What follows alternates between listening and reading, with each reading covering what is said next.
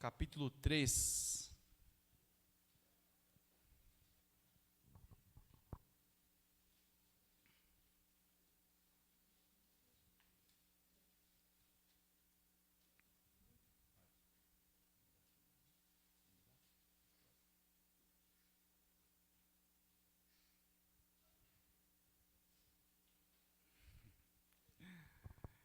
Êxodo capítulo 3. Todos acharam?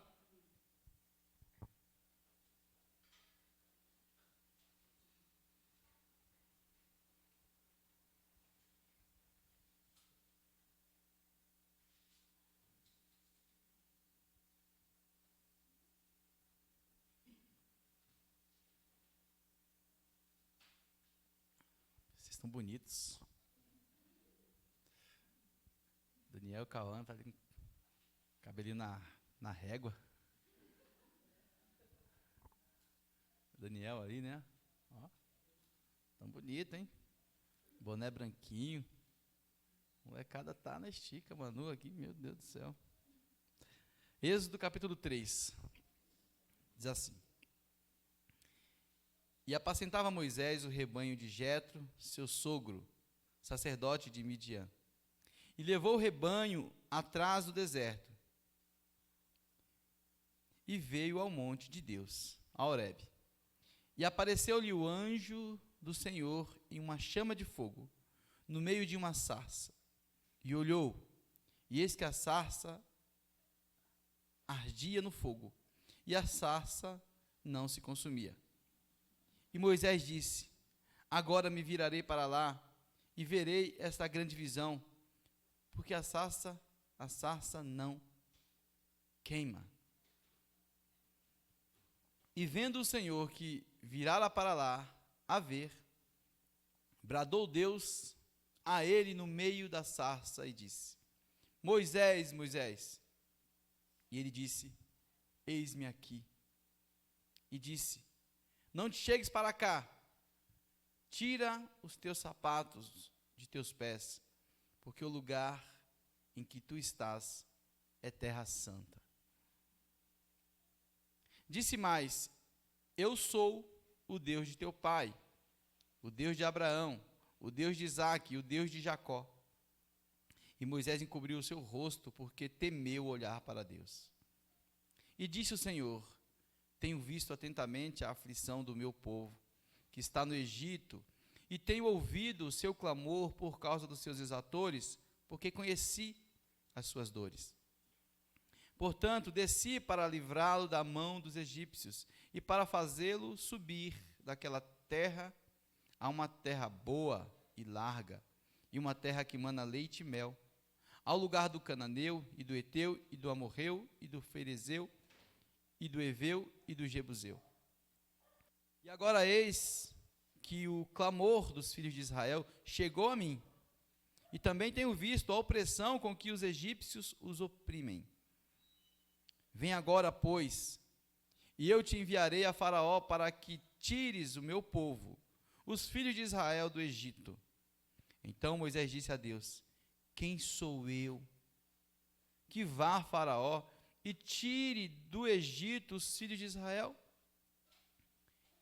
E disse Deus: Certamente eu serei contigo. Eu gostaria que você falasse para quem está do teu lado. Deus diz: Certamente serei contigo.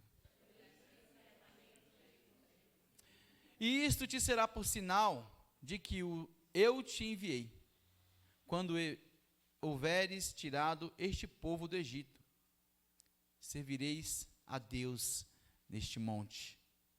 Então disse Moisés a Deus: Eis que quando vier os filhos de Israel e lhes disser: O Deus dos vossos pais me enviou a vós, e eles me disserem: Qual é o seu nome?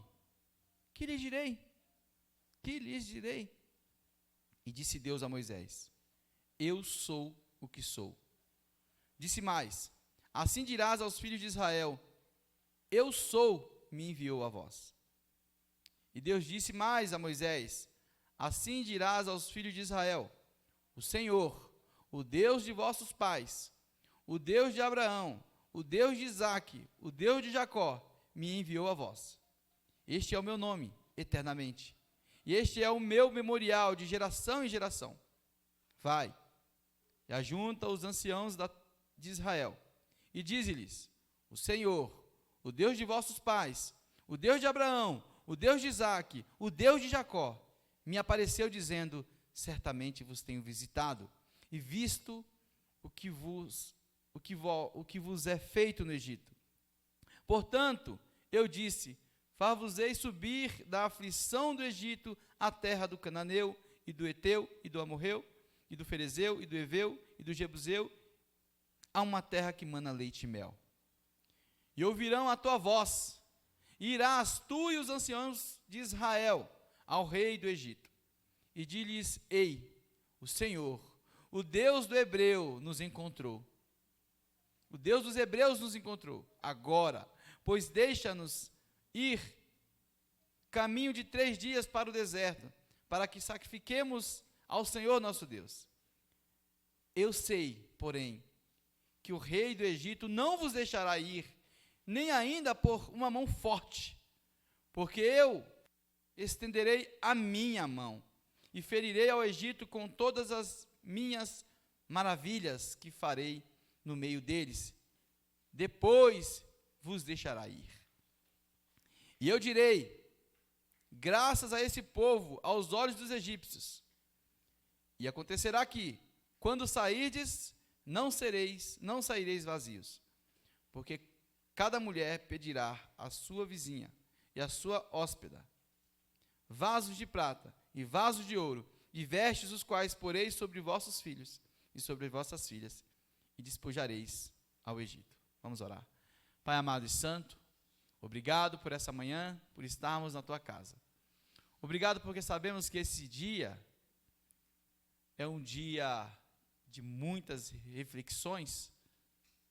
Sabemos que todos os dias são dias de reflexões, mas diante do movimento cultural, tantos pensamentos surgem, tantos sentimentos oscilam pelos corações.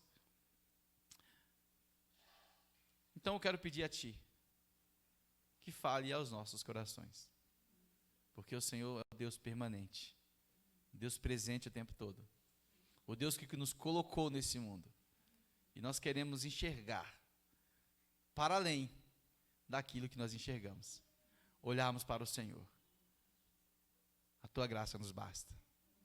Obrigado. Amém. Queridos irmãos, nós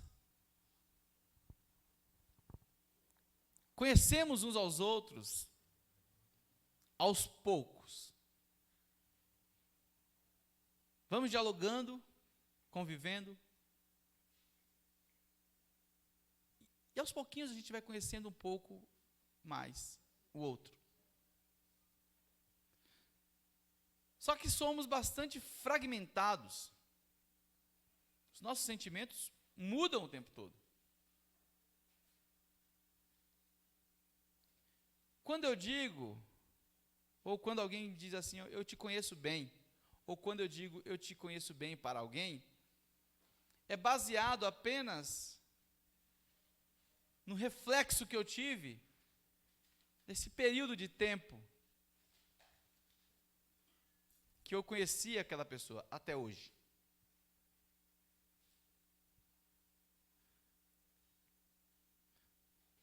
Porém, é verdade que nós podemos ter algumas atitudes, às vezes, que surpreende o outro.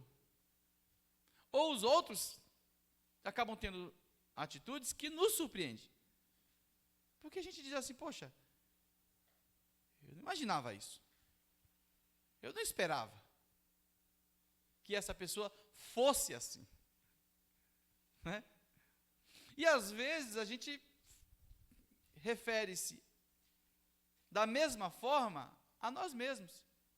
Eu não acredito que eu fiz isso. Porque nós estamos sempre diante de situações novas. Sempre diante de momentos novos. Então vejam bem. conhecemos ao outro parcialmente. O que temos de informação a respeito do outro não é uma informação plena, porque nós não vimos ainda o outro passar por situações específicas, outros tipos de situações. Não por todas as situações. E a mesma coisa nós. Às vezes achamos que temos uma certa força, ou que somos frágeis, mensuramos o nosso eu, não é? Mas parece que não é possível concluir o meu eu. Pois as circunstâncias diversas vai fazendo a gente conhecer um pouco mais a nós mesmos e aos outros. É interessante que nós carregamos aquela sensação, eu podia ter feito algo a mais. Né? Eu podia significa o seguinte, olha, eu tenho forças para fazer algo a mais.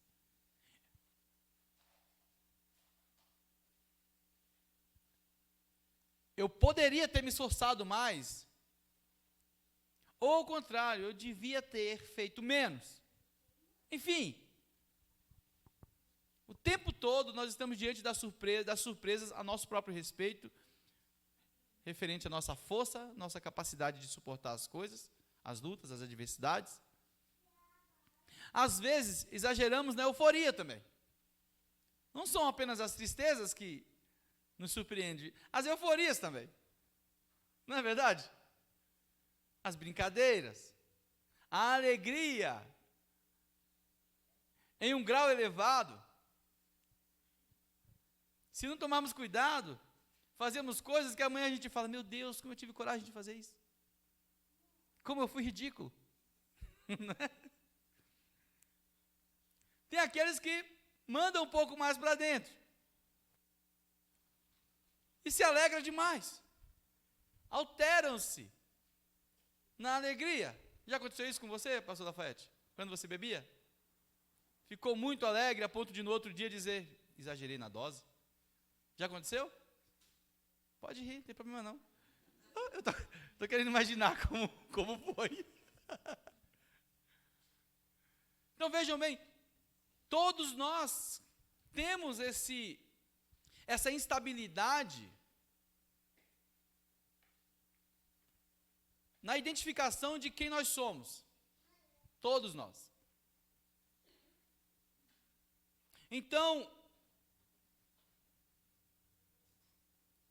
a nossa identidade vai sendo construída por meio de duas realidades da vida. Uma é o contato com o outro.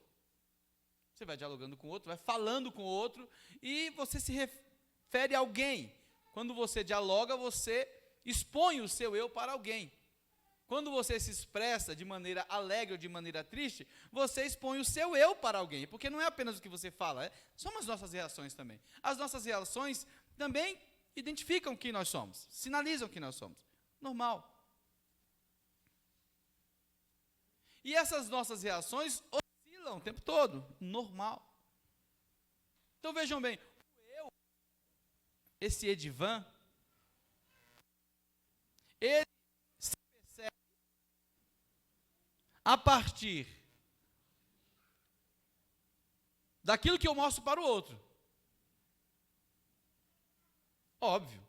Não tem como eu dizer assim, olha, você pode pensar o que você quiser ao meu respeito, mas o importante é quem eu sou.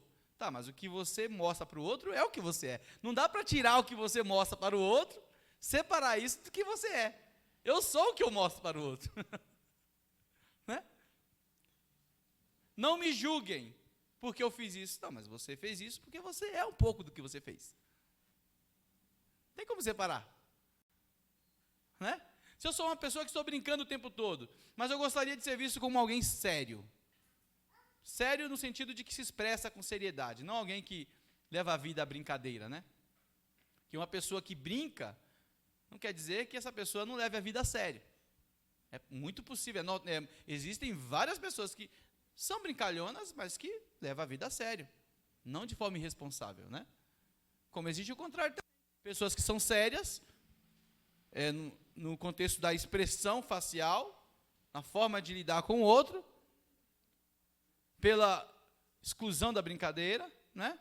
O mínimo de humor possível. Tem gente que é assim, mas que ao mesmo tempo não leva a vida a sério. Está entendendo? Não leva a vida de forma responsável. Então não é a seriedade com que a pessoa leva a vida, não diz respeito ao fato dela brincar, ser humor, um senso de humor ou não, e sim a responsabilidade com que ela lida diante da vida.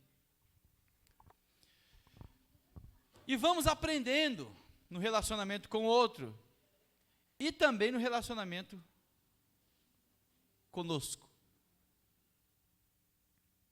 A gente vai se percebendo, porque apesar de tudo, o outro não conhece o que está dentro de nós. É possível eu ser uma pessoa muito brincalhona e ao mesmo tempo não ser tão alegre assim, né? É possível. Uma pessoa está sorrindo o tempo todo e guardar dentro dela uma grande tristeza. É possível que o sorriso seja um meio de fuga apenas, como também ao contrário. Agora vejam bem, Deus aparece para Moisés, dá uma missão para ele, e está instruindo a respeito do que ele deve fazer, pois Deus viu algo que Moisés ainda não viu. Obrigado. Ou se ele viu, não é tudo, porque ele pode mensurar a tristeza dele. Ele não mensura a tristeza do povo. Então Deus fala: eu tenho visto atentamente a aflição do meu povo. A aflição é algo que está dentro de nós, dentro de cada pessoa. E nós não conseguimos mensurar a aflição de cada pessoa. A gente analisa como é que ela está reagindo, mas não sabemos o grau de, a força na emoção da pessoa, a gente não sabe. Então Deus aparece como aquele que sabe. Eu tenho visto que os egípcios têm agido de forma a pressionar ainda mais essa aflição do meu povo. É uma aflição causada por pessoas, seres humanos.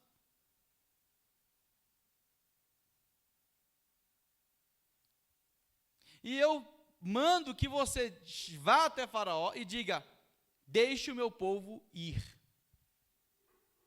Moisés diz: quem sou eu, Senhor? Quem sou eu para lidar com essa força tão grande que vem contra esse povo, que vem contra nós, de certa forma? Porque existem forças e lutas que parecem ser imbatíveis. Principalmente quando o sistema, os meios responsáveis por fazer a diferença estão favoráveis a essa opressão. O meio de poder, os órgãos responsáveis por reger aquela sociedade, foram totalmente envolvidos e convencidos de que é assim que tem que proceder. Então Moisés está diante de um grande desafio. Primeiro, quem sou eu para ir falar com o Faraó? E quem sou eu para dizer àquele povo que os seus problemas estão acabando? O problema da opressão vai acabar. E quem sou eu também para convencer esse povo de que eles precisam crer, de que eles devem confiar, Quem sou eu para fazer com que esse povo acredite que aquilo que está saindo da minha boca é uma verdade que contempla a alma de cada um deles? Porque a nossa alma o tempo todo está estranha, não é? Não é, Ni? Não é assim, Pri? Um dia a gente está muito alegre, acontece alguma coisa, muda tudo. Só eu sou assim, não? Ah, que bom saber que vocês também são assim. Pensei que era só eu. Você está bem, feliz ali, está indo tudo bem, Thaís. Daqui a pouco acontece alguma coisa que te surpreende completamente. E de sorriso você muda. Bom, Deus fala para Moisés o seguinte: olha, eu tenho visto a aflição desse povo, e sou eu quem estou te mandando. Deus começa a narrar tudo o que vai acontecer, para que tanto Moisés como aquele povo saiba que existe um Deus que está no controle de todas as coisas. Moisés ouviu Deus dizer o que vai acontecer, mas ele não viu a coisa acontecendo ainda, está entendendo? Ele não viu. Ele só ouviu Deus falar: vai acontecer isso. E esse seu eu, Moisés, você vai conhecer um eu teu ainda mais forte se você crer, se você esperar, se você confiar, se você fizer o que eu estou te mandando. Se você encarar aquilo que parece um desafio impossível. Porque às vezes nós enfrentamos, no decorrer das nossas vidas, algumas tempestades, algumas barreiras que parecem intransponíveis. Não somente barreiras envolvendo problemas que eu tenho que solucionar lá fora, mas barreiras internas, sentimentos, emoções que oscilam dentro de mim. E outras que são permanentes, que eu gostaria de não tê-las mais com tanta força regendo o meu ser. As memórias, os acontecimentos que estão registrados na minha vida ficaram meio que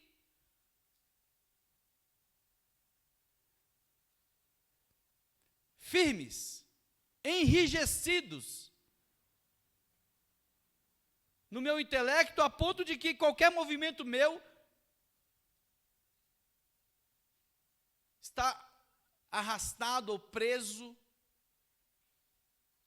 a essas circunstâncias do passado. Aquela imagem da prisão, aquela imagem do que deu errado, aquela imagem da dor, aquela imagem da tristeza, aquela imagem da confusão. Então parece que tudo que eu tenho que fazer é correr disso, é fugir disso. É não enfrentar desafios. Desafios maiores pode sinalizar dores maiores. Pode implicar em tristezas maiores. Então é melhor fugir deles.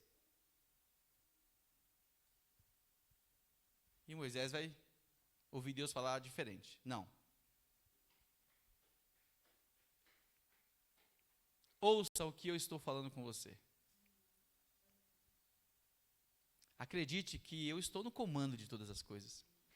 Deus está falando o seguinte: olha, Moisés, eu não estou apenas te dando a missão, eu conheço a aflição do povo. E eu estou agindo para curar a aflição desse povo. Para tirar, para remover a aflição desse povo.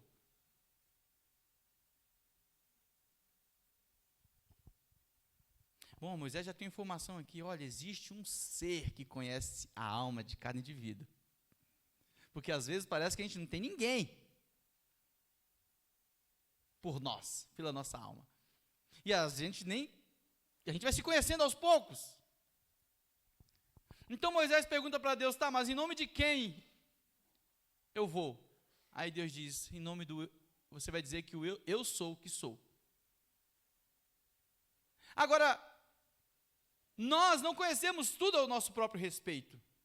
E isso faz com que a gente duvide do que os resultados posteriores podem causar em nós. Então a gente tem medo de agir. A gente tem medo de ser firmes naquilo que é correto ou enfrentar os desafios por medo dos maus resultados. Por medo da novidade. Então Deus disse para Moisés: eu sou o que sou. Significa o seguinte: eu não tenho nenhum tipo de desconhecimento a meu próprio respeito. Não há nenhuma novidade minha a respeito de mim mesmo. Eu estou falando com um ser que não se conhece, mas que eu conheço. Porque, aliás, eu me conheço e eu conheço ele. E você irá se conhecer à medida que você conhecer aquele que te conhece. Está conseguindo entender, Marcelo? Está difícil? Está complexo? Está delicado? Vejam, existem muitas coisas a meu respeito que eu não sei. Então eu fico fragilizado e conflituoso, ou inconstante a respeito do que fazer, por não saber como como serão os meus sentimentos amanhã, como eles estarão, como será a minha vida amanhã. E eu só saberei disso se eu conhecer quem me conhece, aquele que é completo. Porque aquele que é completo conhece a parte que eu não conheço a meu respeito. E ele se conhece completamente. Não tem sombra de variação. Em nós existem sombras de variações o tempo todo, até porque nós não conhecemos o futuro e ele conhece. Ele revela o futuro para Moisés. Ele diz o que vai acontecer. Não é algo que vai acontecer que ele não sabe, como nós não sabemos. Não, ele está dizendo o que vai acontecer, e ele está dizendo para você que não se conhece, qual o caminho para se conhecer melhor. O tempo será necessário. A confiança. Que você não é onisciente, onipresente, onipotente, mas ele é. Então, ele vai dizer o seguinte: olha, eu sou aquele que instruo vocês a respeito do melhor caminho para que vocês se eduquem, confiem e ultrapassem as barreiras do conhecimento próprio, com êxito.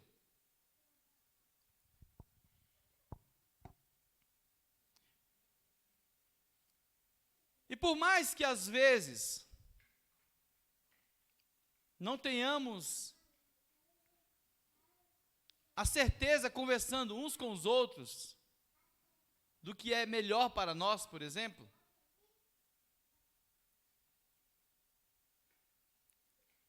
então Deus vai dizer o seguinte: olha, existe um grupo de pessoas que eu escolhi no decorrer do tempo. Olhe também para essas pessoas. Não eram perfeitas não, mas eu escolhi. Eu sou Deus de Abraão, de Isaac e de Jacó.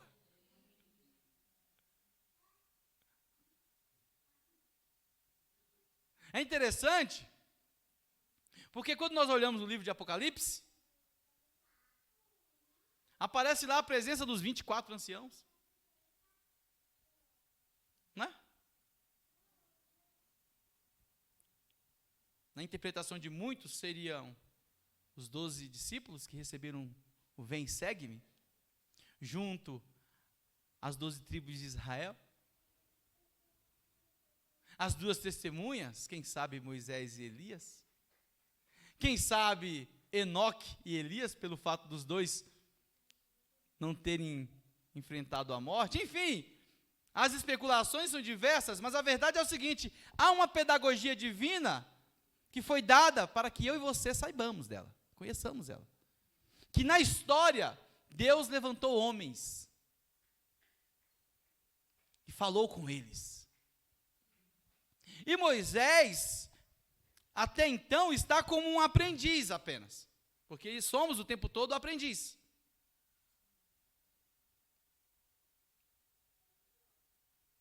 E não tem como conhecer tudo a respeito de Deus, porque nós não conseguimos nem saber tudo a respeito de nós mesmos. Né? Só que ele está ensinando o contrário. Não, eu sei a teu respeito. Eu sei os pensamentos que tenho para vós. Então, eu não consigo saber muita coisa a respeito de Deus, até porque eu sou parte dele. Ele não olha para mim como se eu fosse um estranho a ele. Ele olha para mim como parte dele, porque foi ele quem me fez. Queridos irmãos, todas as vezes que você for orar, lembre-se disso. Quando você estiver sozinho, orando, lembre-se que a solidão não revela a ausência de alguém. Ela revela a presença do Todo-Poderoso. Nós só oramos, e só faz sentido orar, porque temos a certeza que a solidão é o momento em que nós mais aparecemos. Ali a gente se abre de verdade. Ali nós abrimos o coração, temos coragem de falar o que talvez não falaríamos diante do outro. Então ali aparece o eu de verdade. Talvez um eu equivocado. Porque é muito comum nas nossas orações nós pedimos coisas que achamos que precisamos. Por isso que a Bíblia diz, olha, que seja feita a vontade de Deus. Que é comum você se equivocar a respeito do que você pensa a respeito dos outros e do que você repensa a respeito de você mesmo. Isso é possível. Às vezes, Cauã, a gente acredita que, olha, já sei o que é melhor para mim, e não é. Entendeu, Daniel? Por que você está rindo? Porque eu errei. Eu olhei para um e falei o nome do outro. Por isso que ele riu. Mas vejam bem. Quando nos colocamos na oração, que é o momento mais importante na descoberta do eu e no conhecimento do Deus que fala conosco. Porque não é uma solidão em que eu estou sozinho. É uma solidão em que o eu aparece. Quando eu estou falando com todo mundo, eu ouço as vozes de todos falando. Olha, durante muito tempo, na minha casa, na família, meu pai, minha mãe, minhas irmãs, né, família de nordestino, todo mundo da Bahia, que você entrava lá, quando o pessoal ia falar, era um barulho, uma falação alta, todo mundo falando, todo mundo falando. Eu lembro quando eu casei com a Tati, ela veio de uma família de português, né? Todo mundo fala, um fala, todo mundo para e ouve, aí o outro fala, todo mundo para e ouve. Aí quando ela chegou lá na casa da minha mãe, ela todo mundo falando um com o outro, e o da esquerda falando com o da ponta, o de lá da sala falando com o que estava no... Então, era um tiroteio danado, né? E todo mundo se entendia. Sabe? É como se você chegasse na feira, ouvisse aquele monte de vozes e está todo mundo se entendendo ali. Com o tempo a gente foi se educando nesse sentido, né? Porque você vai vendo São Paulo, as coisas vão mudando, aí a gente começa a falar mais baixo. Então quando você vê aqui a Marli, a Marlete, quietinha assim, né, cantando, de olho fechado. Né? Não foi sempre assim não, viu? A Tamara, não foi sempre assim não. A Helene não está aqui hoje, né, Elisete? Meu Deus do céu, a Inês. As minhas irmãs que já não estão entre nós aqui. Era uma falação. Aí quando chegava um parente da Bahia, de Ilhéus, um parente da minha tia Zete, não sei se está acompanhando, o pessoal do Rio de Janeiro, aí piorava a coisa. É todo mundo querendo falar tudo de uma vez só. E é uma feira. É uma feira.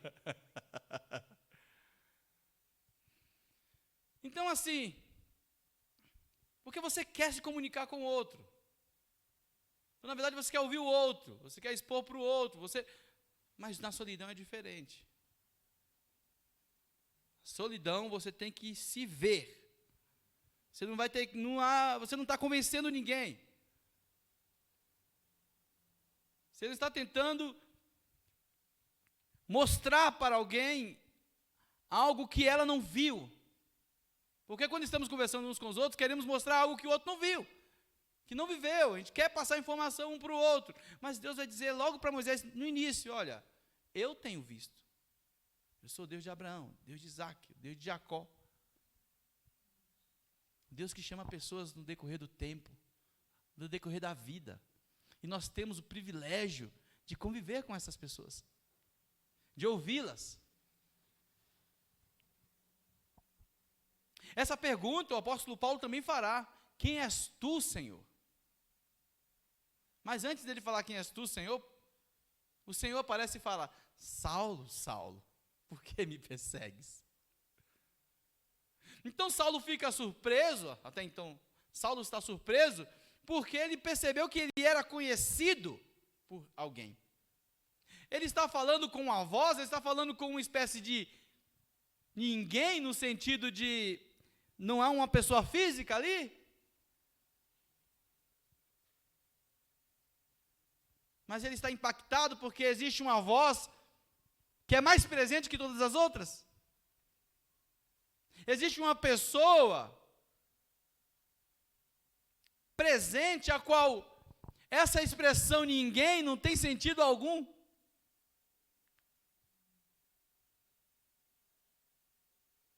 Quando estivermos orando e falando com Deus, temos que ter essa certeza que Ele nos ouve, Ele nos vê, que Ele está operando em nossas vidas. É o Deus conosco. Como diz a canção, nos conduzirá, jamais nos deixa. Jamais nos deixa. Deus por nós quer nos abraçar. Ele nunca falha. Então, meus irmãos, o Deus de Abraão, Deus de Isaac, Deus de Jacó, é o Deus que chamou Moisés.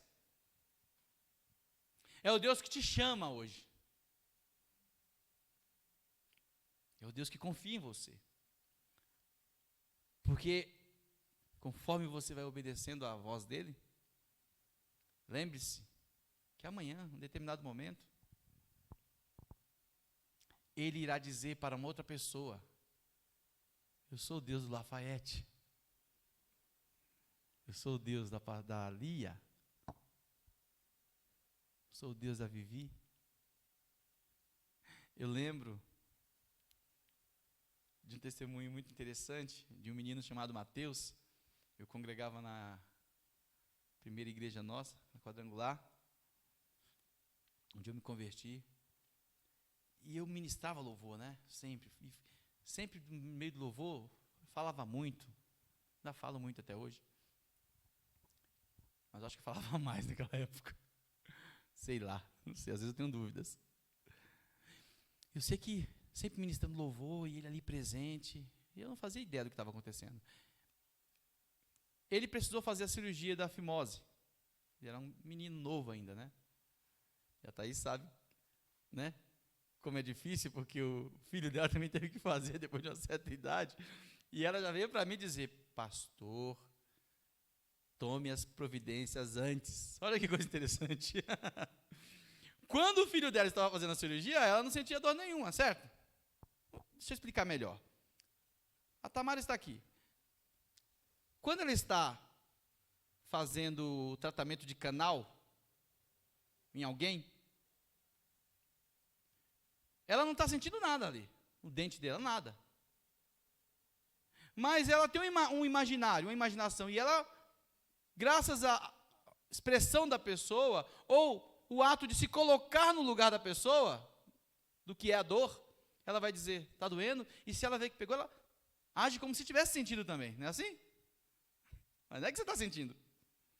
Quando a Thaís viu o filho dela sofrendo com essa cirurgia, não é que ela sentiu, não, ela está sentindo imaginativamente porque está acontecendo com o filho dela. Certo? Quando Deus diz, eu conheço a sua dor, não é dessa mesma forma. Ele sabe exatamente o que passa conosco. Não é como alguém distante, é como alguém que sabe. Sabe por mensuração. Agora vejam bem.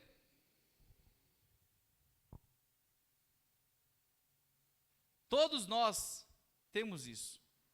Essa necessidade de crer que alguém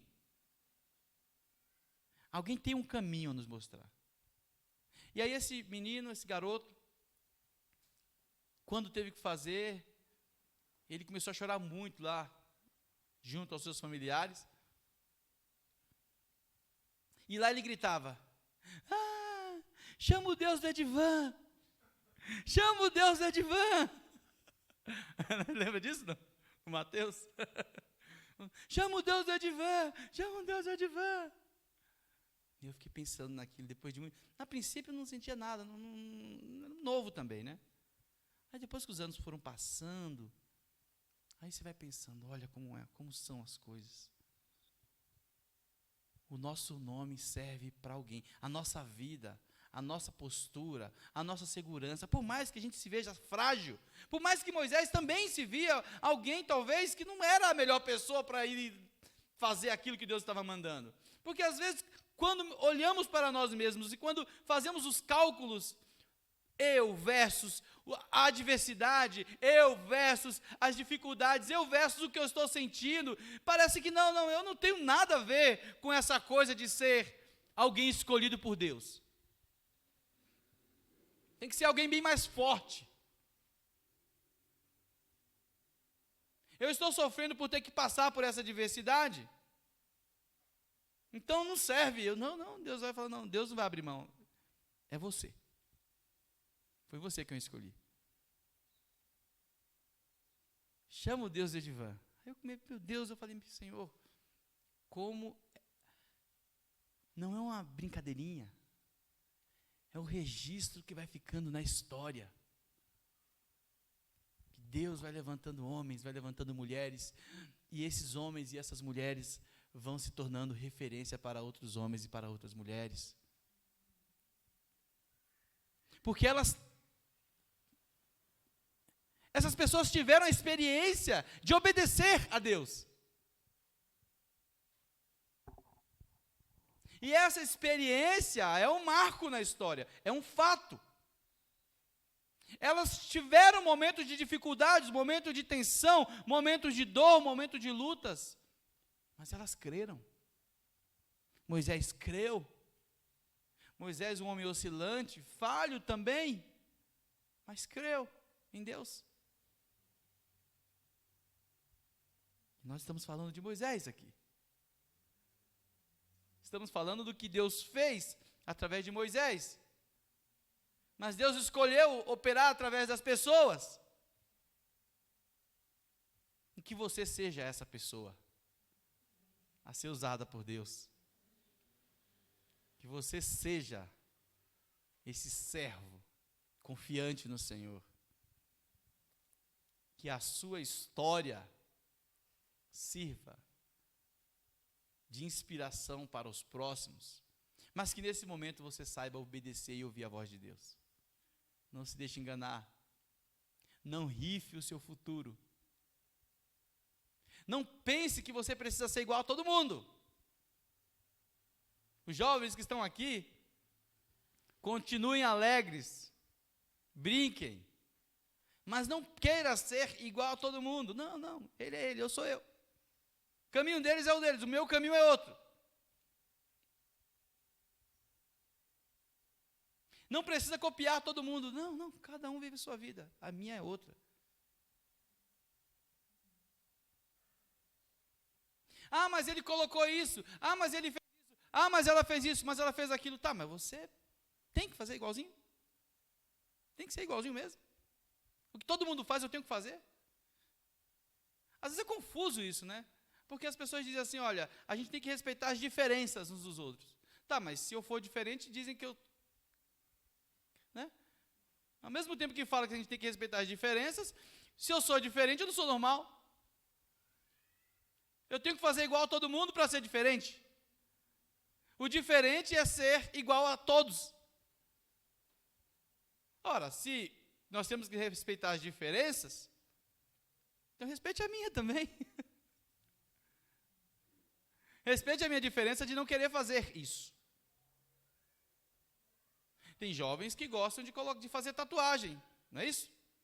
Tem outros que não querem. Ah, você não quer, eu já sei por quê, porque você é crente, né? E se for? Eu não posso ser diferente por ser cristão? Ah, já sei, você não põe aquele alargador, porque a sua mãe não deixa, seu pai não deixa. Aí já dá aquela coisa, ai, não quero mostrar que meu pai e minha mãe não deixam. Olha, é verdade. Meu pai e minha mãe não deixam, aí eu realmente estou com eles. Você tem vontade? Se for verdade que eu tenho, tenho. Mas meu pai e minha mãe não querem, então eu não vou pôr. Ah, mas por que você não vai pôr? Ah, porque eu prefiro obedecer a eles do que a vocês. É simples assim, meu Deus do céu. A minha liberdade começa em obedecer ao meu pai e à minha mãe. Eu quero estar primeiro bem com eles, depois eu resolvo com você aqui. Você passa pela minha vida aí. Hoje você está estudando com um amigo, amanhã, no ano que vem, ele não pode não estar mais na escola. Mas o seu pai você vai encontrar todo dia, sua mãe todo dia. Entende? Seus cuidadores você encontrará todo dia. É melhor estar bem com eles. Depois você resolve o problema lá com o professor passa um dia, passa outro dia, depois não está mais na sua vida não, seu pai e tua mãe estará. Entende?